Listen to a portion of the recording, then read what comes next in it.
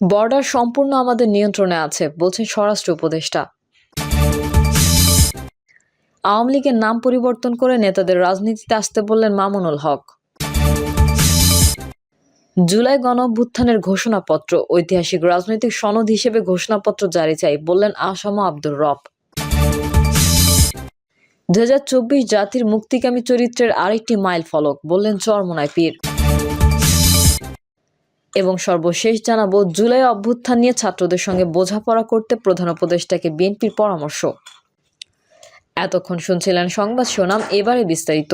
তবে তার আগে অনুরোধ থাকবে আমাদের চ্যানেলটি সাবস্ক্রাইব করে বেল আইকনটি ক্লিক করুন। বর্ডার সম্পূর্ণ আমাদের নিয়ন্ত্রণে আছে বলছেন স্বরাষ্ট্র উপদেষ্টা। স্বরাষ্ট্র উপদেষ্টা জাহাঙ্গীর আলম চৌধুরী বলেছেন, বর্ডারে লাস্ট যে 2টি হত্যা হয়েছে সেটা বিএসএফ এর মাধ্যমে, নো লোকালদের মাধ্যমে। এপারও খাসি আছে, ওপারেও খাসি আছে। খাসিয়ারা অনেক সময় এপার থেকে ওপারে ক্রস করে যায়, নিজেদের মধ্যে শত্রুতা আছে, সেটা অনেক সময় তারা উদ্ধার করে। সোমবার আমি বর্ডার গার্ড বাংলাদেশ মহাপরিচালক সহ সীমান্ত ভিজিট করে আসছি, সেখানে কোনো উত্তেজনা নেই। বর্ডার সম্পূর্ণ আমাদের নিয়ন্ত্রণে আছে। তিনি আরো বলেন, আপনারা জানেন আরাকান আর্মি ও মিয়ানমার আর্মির যুদ্ধে আরাকান আর্মি আমাদের অপোজিটের যে জায়গাগুলো দখল করে নিয়েছে। এখন আমাদের সমস্যা হচ্ছে আরাকান আর্মি এবং মিয়ানমার সরকারের সঙ্গে যোগাযোগ রাখতে হচ্ছে। স্বরাষ্ট্র উপদেষ্টা আরো বলেন, ধরেন একটা পতাকা বৈঠক যদি করতে হয় তাহলে মিয়ানমার সরকারের সঙ্গে পতাকা বৈঠকের কোনো জায়গা নেই, যেহেতু তারা এপারে আসতে পারে না। আরাকান আর্মির সঙ্গে আমাদের যোগাযোগ আছে, বাট ওই ধরনের বৈঠক করা তো ডিফিকাল্ট। মিয়ানমার সীমান্তে নৌ নিরাপত্তার বিষয়ে এক প্রশ্নের জবাবে জাহাঙ্গীর আলম বলেন, আপনারা জানেন আমাদের সেন্ট মার্টিন যেতে হলে নাফ নদী আমাদের বড় দরকার পড়ে। বিজিবি কোস্টগার্ডের যেতে তারা বাধা দেয় না, কিন্তু অনেক সময় বড় বড় জাহাজগুলোকে তারা বাধা দেয়। এটা নিয়ে তাদের সঙ্গে আমাদের নেগোসিয়েশন চলছে, অচিরে এই সমস্যার সমাধান হয়ে যাবে।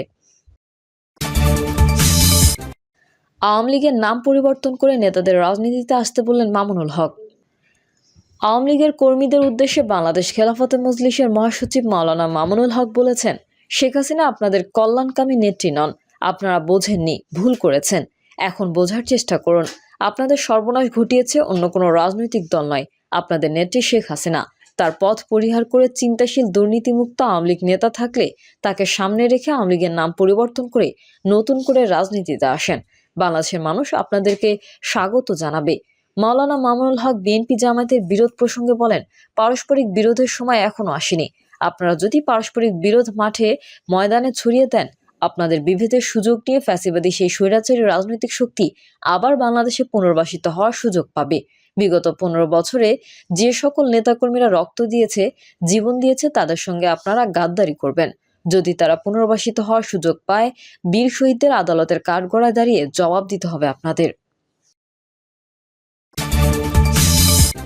জুলাই গণঅভ্যুত্থানের ঘোষণাপত্র ঐতিহাসিক রাজনৈতিক সনদ হিসেবে ঘোষণাপত্র জারি চাই বললেন আসাম আব্দুর রব। বৈষম্য বিরোধী ছাত্র আন্দোলনের জুলাই বিপ্লবের ঘোষণাপত্র প্রকাশের অভিপ্রায়ের পর অন্তর্বর্তীকালীন সরকারের পক্ষ থেকে জাতীয় ঐকমত্যের ভিত্তিতে জুলাই গণঅভ্যুত্থানের একটি ঘোষণাপত্র তৈরির উদ্যোগ গ্রহণ করাকে অভিনন্দন জানিয়েছেন স্বাধীনতার পতাকা উত্তোলক ও জেএসডি সভাপতি আসাম আব্দুর রব।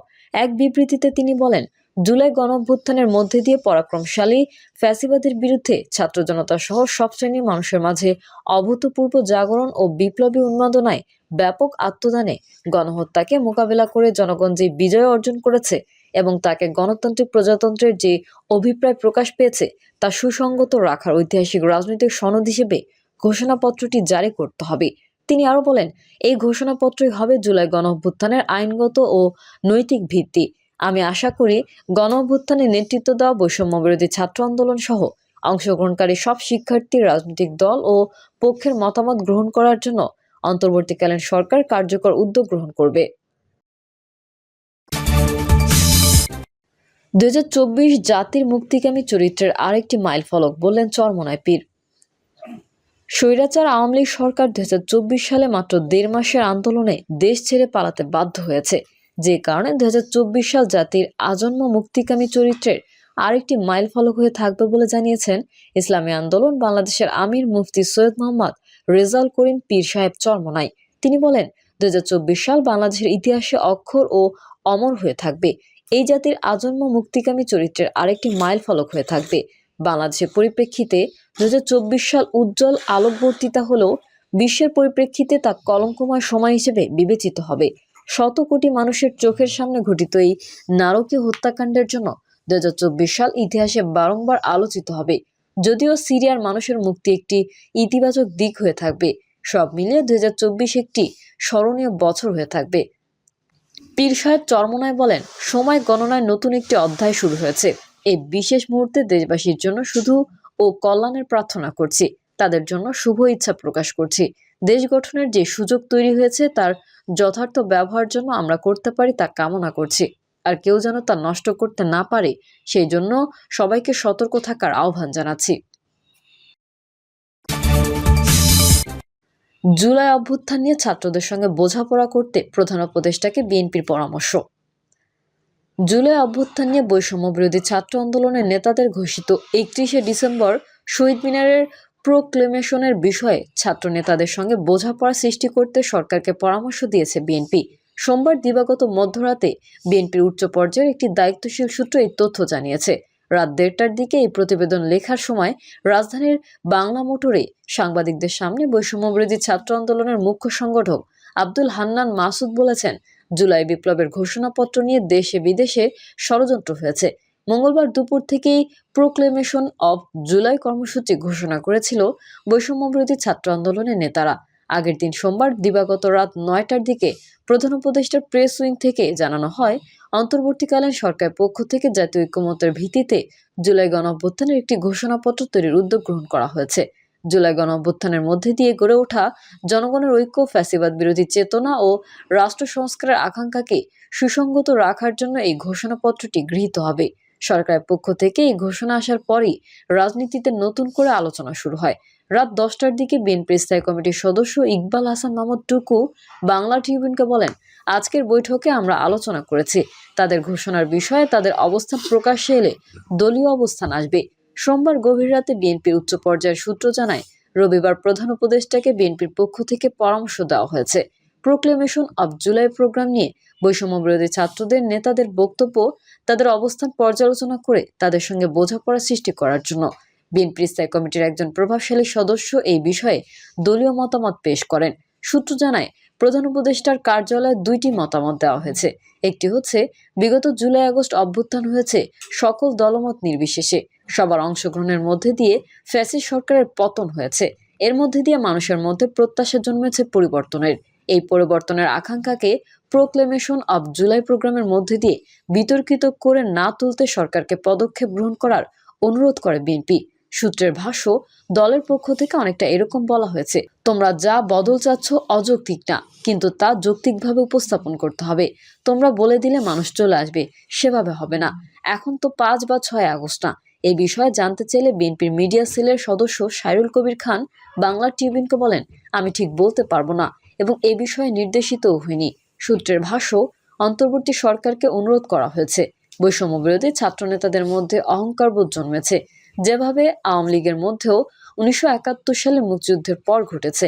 বিএনপির প্রভাবশালী সূত্রটি জানায়, ছাত্রদের স্পিরিট ঠিক আছে, তার মানে যা তা করা সম্ভব নয়। ধৈর্যের সাথে তাদেরকে বুঝতে হবে মানুষ একটা পরিবর্তন চায়। ইতোমধ্যে বিএনপির ভারপ্রাপ্ত চেয়ারম্যান তারেক রহমানও তার বিভিন্ন বক্তব্য বিষয়টি উল্লেখ করেছেন, ইঙ্গিত দিচ্ছেন। সোমবার নীলফামারী জেলা বিএনপির একটি অনুষ্ঠানে যুক্ত হয়ে তারেক রহমান বলেন, ঐক্যবদ্ধভাবে বাংলাদেশের গণতন্ত্র পুনঃপ্রতিষ্ঠা করার লক্ষ্যে আমরা অঙ্গীকারবদ্ধ। আমাদের রাষ্ট্র মেরামতের ভিত্তি হবে অবাধ, নিরপেক্ষ ও অংশগ্রহণমূলক নির্বাচন, বিচার বিভাগ ও গণমাধ্যমের স্বাধীনতা এবং গণতন্ত্রের সব মূলনীতির প্রাতিষ্ঠানিক প্রয়োগ। ইনশাআল্লাহ আমরা এমন একটি বাংলাদেশ গড়ে তুলব যেখানে নিশ্চিত হবে ভবিষ্যৎ প্রজন্মের সমৃদ্ধি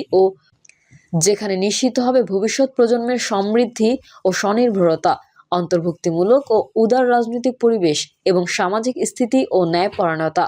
দলের একজন নেতা বলেন, অন্তর্বর্তী সরকারকেও বৈষম্য বিরোধী ছাত্র নেতাদের সাথে মধ্যস্থতা করা এবং তাদের চিন্তার সঙ্গে এঙ্গেজমেন্ট তৈরি করার জন্য প্রধান উপদেষ্টা ডক্টর মোহাম্মদ ইউনূস প্রধান ভূমিকা রাখবেন বলেই বিএনপি প্রত্যাশার কথা জানিয়েছে।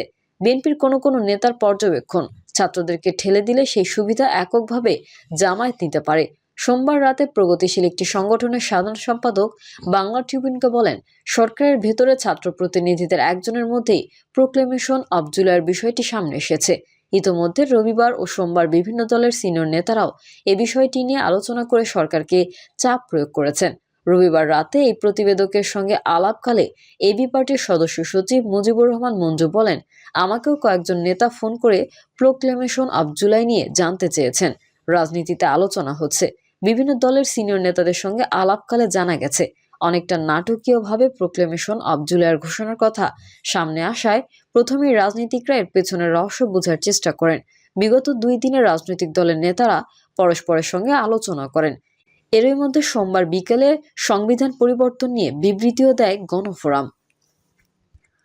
প্রিয় দর্শক, এই ছিল এখনকার সর্বশেষ সংবাদ। আপডেট সংবাদ পেতে চ্যানেলটি সাবস্ক্রাইব করে বেল আইকনটি ক্লিক করুন। কমেন্টে আপনার মতামত জানিয়ে আমাদের সাথেই থাকুন। ধন্যবাদ সবাইকে। আল্লাহ হাফেজ।